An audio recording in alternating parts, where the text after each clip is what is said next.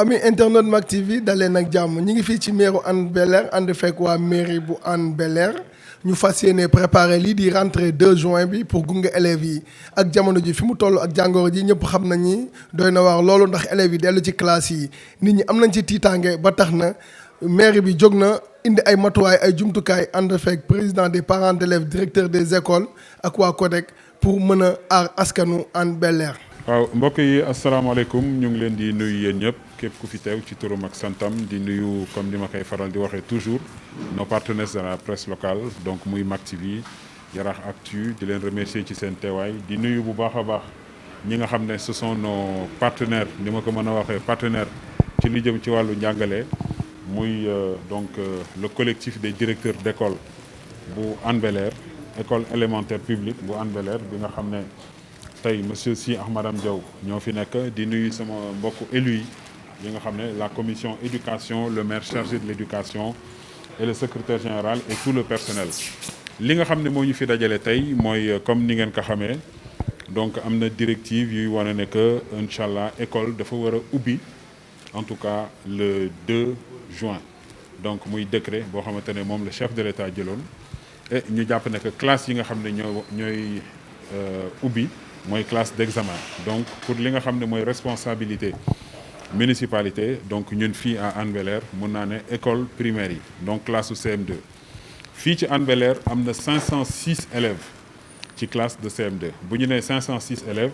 mooy le 2 incha allah à 8 heures du matin 506 élèves daañu xëy ci 8 écoles yi nga xam ne ñoo bokk fii ci commune ak Hann Bel-Air bu mu nee 8 écoles élémentaires yi hort dama ko ci boole. alors ci seen biir xëy boo leen déggee directive décret bi nga xam ne moom le chef de l'État en tout cas engagement bi ñu jëloon recommandation yi mooy élève bu ci nekk booy xëy si nañ la jox en tout cas 3 masques muy masques yoo xamante ne en tout cas c'est des masques lavables alors lii ngeen gis nii ay masques la yoo xamante ne dañ ko concevoir exprès pour élèves yi nga xam ne ñoo war a xëy si et kii c'est des emballages yoo xamante ne pour 3 la au niveau du conseil municipal ñu jël disposition yi nga xam ne en tout cas gis ngeen lavoir yi danañ ko répartir muy 20 en tout cas pour le moment dès lundi matin répartir que dans les établissements jël disposition également ci wàllu bu ñu nee lavoir li koy accompagner le plus souvent mooy eau de javel ak li nga xam ne mooy détergent ak li nga xam ne mooy saabu également boole nañ ci aussi un lot important bi nga xam ne mooy gel hydroalcoolique alors loolu yëpp boo leen ko gisee c'est parce que dafa bokkoon déjà ci disposition yi nga xam ne conseil municipal jëloon na ko dans son plan jàmmarloo ak Covid-19 alors muy loo xamante ne dañu ne woon tey dañuy def une cérémonie très sobre nag pour jéggal ko ñi nga xam ne ñooy le personnel ñi nga xam ne mooy directeur d'école yi fi nekk di ci profiter en tout cas di leen remercier parce que réerewuñ ci dara lépp lu ñuy def ci biir éducation mun naa ne dafay loo xamante ne lu ñuy toog di waxtaanee la chaque mois collectif directeur d'école bu élémentaire ak la mairie de Hann Bel-Air danañu faral di gisee di toog di réfléchir ñoom aussi ma leen di encourager parce que am na programme boo xamante ne soumettroon nañ ko déjà depuis ouverture des classes au mois d'octobre et j'ai vu que démb rek réactualiser nañ ko c'est pour vous dire que dans 2 mois élèves yi dañu war a dem en tout cas examen li ñu yitteel nag mooy li may faral di wax toujours mairie bi taxaw ci acte yu mel nii dafay loo xamante ne dama naan pour ñun le conseil les élus obligation la devoir la mais li nga xam ne mooy surtout suñu défi mooy que l'école publique dans l'arrondissement de Grand Dakar la meilleure école publique reste Hann Bel-Air donc loolu c'est un défi et je pense que ñi ngi créer les conditions ñi ngi ci et nous allons continuer aujourd'hui à accompagner ñi nga xam ne mooy le collectif des directeurs d'école donc loolu mooy li nga xam ne moo ñu fi dajale tey di remercier ñëpp ci seen teewaay. asalaamaaleykum waa mag leen di nuyu di leen ziar di nuyu monsieur le maire et toute son équipe ñi fi nekk ñëpp alors man El Hadj Malick Sy laa tudd man maay directeur école Hann Montagne A alors maa représenté aussi le président du CODEC qui est empêché dafa am beneen yitte bu mu doxee. mu ne nañ ko fi teewal maak directrice Fatou alors di remercier bu baax monsieur le maire ci biir waxam léegi nee na réeroowuñu dama koy confirmer rek waaw réeroowuñu parce que macha allah li mu yor ñun dañ ko soxla suñu réeréewul rek ça veut dire que moom moo ñu yaatal moo ñuy oo te il le fait d'une manière extraordinaire avec discrétion bi ci war ak responsabilité bi ci war ak cër aussi bi mu ñu jox alors ñun aussi ñu ngi koy rafetlu te lii nag c'est vrai que contexte Covid la mais du ci contexte yi rek la ñuy woo di ñu jox alors loolu moom c'est une grande fierté pour le CODEC am nañu plan bu ñuy élaborer en début d'année suñ ko joxee lépp lu mu ci mën da koy def donc gis nga lii aussi kenn ñaanu ko woon yàlla waaye gis nga li turandoom doon wax la rek ku dul may sa bopp loo am jël alors sañu ñu ñaxtu nag parce que mbiru suñu borom la waaye nag am na la nga xam ne dimension nit la dimension nit bi mooy comme ñoo bokk communauté bi te ñun ñëpp moo ñu njaboote alors pas-pasam mooy au moins kenn bañ fi feebar te jumtuwaay yi nag dafa bokk ci cadre boobu donc monsieur le maire nous vous disons merci au nom du CODEC di remercier toute votre équipe di remercier ñëpp di remercier waa Yaraax yëpp di wax nag waa Yaraax aussi nañu góorgóorlu parce que bu ñu amee maire bu mel nii je pense que ku ñu war a jàppale la waaw Sénégal nag boo waxee ne nit baax na bu dee politique ñu da ngay politique waaw bu ko defuloon duñ ko wax mais daf ko def te ñun ay interlocuteurs la ñu xam ne on est bien placé pour wax li muy wax ci secteur bi suñu demoon Grand Dakar suñu inspecteur bi dafa xaw a doy waar day jël projecteur def ko fang muy écran cinéma ci télé ci écran bi école yi am résultat yu baax dañuy verte bi di changer ba jaune bi di changer ba rouge bi di changer ba ñuul kuk alors ñun nag ci rouge kuk boobu la ñu newoon ñun Hann Bel-Air donc bi ñu defee forum bi fii lañ ko defee woon ñu xool ba xam lan moo mën a dimbale au moins Yaraax jëm ci kaw bañ ko defee ba léegi ci la taxaw mosu si jóg mais yàlla ñuy dimbale at yi yëpp macha allah suñu ne résultat Grand Dakar mu ngi féetee kaw au niveau national macha allah mën naa ne Hann ci la bokk na si ñu koy tiire donc di ko remercier bu baax si suba nag am na fu ñu jot a jaar ñu jox ñu xaw a mel nii mais niroowul y a pas photo waaw li ñu gis fii nag ñu jox ñu ko ñu teg ko suñu loxo maire jërëjëf jërëjëf à votre équipe aussi à tous vos collaborateurs damay bañ a guddal rek parce que voilà monsieur le maire moom bu ñu wax fii ba suba du jeex macha allah. lan ngay soññ waa parents d'élèves yi seen doom yi di dellu ci école bi lan nga leen ni ban conseil nga leen lancé pour ñu préparer seen doom yi rentrer le 2 juin bi. waaw li ñu leen di wax daal li gën a am solo mooy que xale yi léeg-léeg bu ñuy xëy si du ñu ndékki donc ñun dañuy commencer ba 11h récréation ñu mun a génn dem bu ñu génnee si la ñuy ndékki soog a ñëwaat donc situation bi dafa changer contexte bi changer donc il faut que comportement yi changer parce que école yi. c'est une très bonne question parce que instruction ministre bi mooy suñu commencé à partir de 9h déjà 9h la ñuy commencé 9h 13h suñu commencé 9h il faudrait que yaay yi ak parents yi góorgóorlu ba xale bi au moins buy ñëw ñu mun ko defal sandwich ci kër gi suñ ko defalee sandwich ci kër gi au moins bu génnee récréation mu am au moins lu mu lekk donc loolu c'est très important parce que ñi doon jaay ci buntu école yi dañ ko tere. donc te xale bi waratul génn bu duggee ci école bi warul génnaat tant que heure bi jotul donc du coup il faut que parents yi xam loolu ñu jot ko xam ne xale bi buy ñëw au moins si saagam war na am récréation su jotee lu mu ndekkee donc loolu c'est un appel bu may lancer parents yëpp que daal nañu góorgóorlu ci loolu te xale yi daal ku ci ñëw nga defal ko sandwich jox ko butéelu ndox au moins bu récréation jotee mu am ci lu mu jàpp.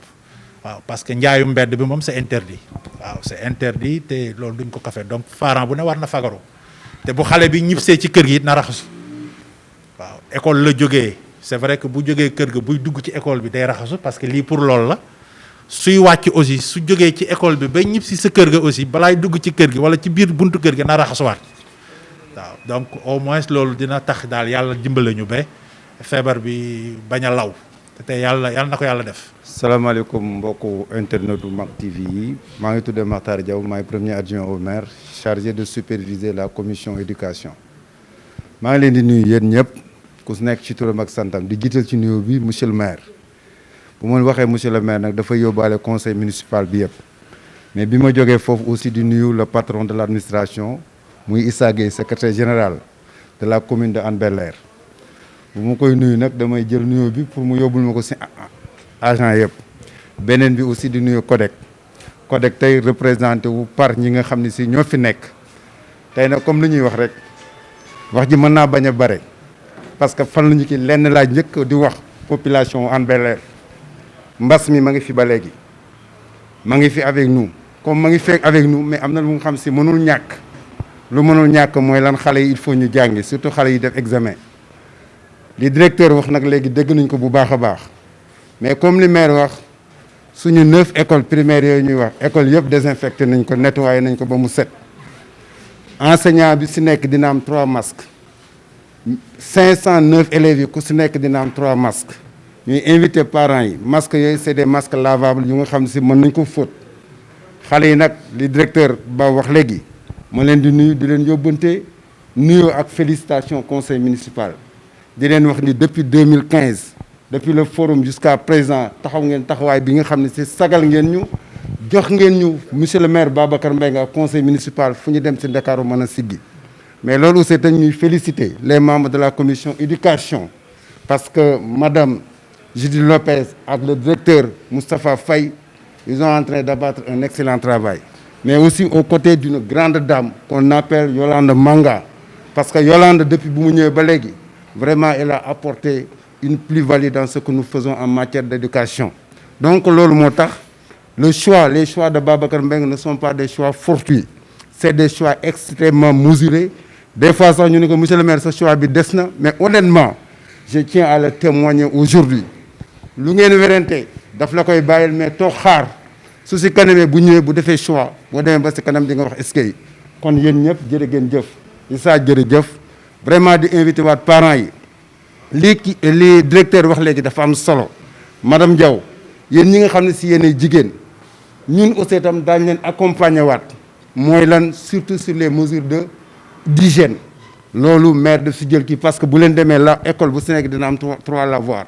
te aussi itam tant que affaire bi mu ngi continuer ñu ñaan yàlla mu arrêté mais dañu taxawaay bu am solo mais Babacar Mbengue li mu mën yëpp nag conseil municipal am ñoo koy jàppale parce que bu ñëwee nit ñi les gens ne mangent pas leur mot daañu wax lu ñu xalaat mais bu ñëwee budget ñu watee mais monsieur le maire yamul foofu parce que am na xale yu nga xam si dañ leen di wax l'école pour tous ou bien l'école chez vous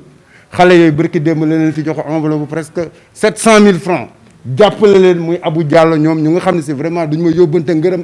ak nuyoo ci ak cant ci monsieur le maire xale yi ñu ngi leen jàppale Ndeye Fatou mi nga xam ne si moo amee amical bi wax nañoo monsieur le maire ñoom itam aussi yëpp si jàngu xale yi parce que monsieur le maire mënoon ne dama yem si école primaire yi rek parce que mooy sama domaine de compétence mais dafa ne xale yaraax yëpp li ko dalee CI ba bi ngay dem terminal voire même université ñoom ñëpp samay doom lañu samay njaboot lañu kon loolu au nom du conseil municipal en tout cas sur le plan éducation on n'a rien à envier sinon nous sommes une commune pilote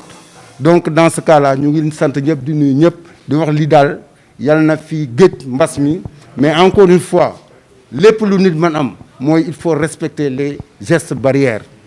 mbas mi ma ngi fii parce que démb bu ngeen déggee communication du maire wax na plus de 80 cas am na si fii si biir Hann Bel-Air dont 12 cas yu nga xam si communautaire yooyu mu nga xam ne xamu leen fu ñu ko jëlee am na li nga xam si nag mooy am kenn ñaanu ko yàlla mais fexe leen aussi di wax population Hann Bel-Air man dama amoon dëj fan yi mais damay jógee montagne ba bi ma egsi sama kër 20h30 nga fekk mbedd mi fees dell kenn du takk masque c'est pas normal il faut que les gens là aussi loo mën a gis ci àdduna discipline daf ci baax Seydina Mohamed dafa waxoon mbas mi ku mu fekk ci place toogal foofu ku fi nit fu mu feebaree foofu lay dee mais aussi itam bul yokk bu fekkoon ku nekk da nga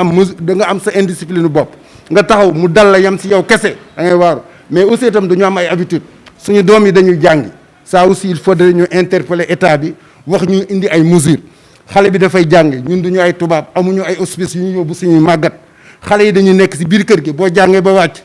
sa sët fekk la fi ngay toog wala mu ñëw wala sa doom mënoo ko dàq comme mënoo ko dàq nag nañu respecter vraiment les mesures d'hygiène et ñu jàppale ñu en tout cas monsieur le maire le conseil municipal réitère son soutien et son engagement à vos côtés parce que vous êtes un homme qui est en train de vraiment de mener un combat extrêmement important parce que bërki démb lu ñuy wax lépp ci affaire coronavirus la jëm nga joxe fi 3500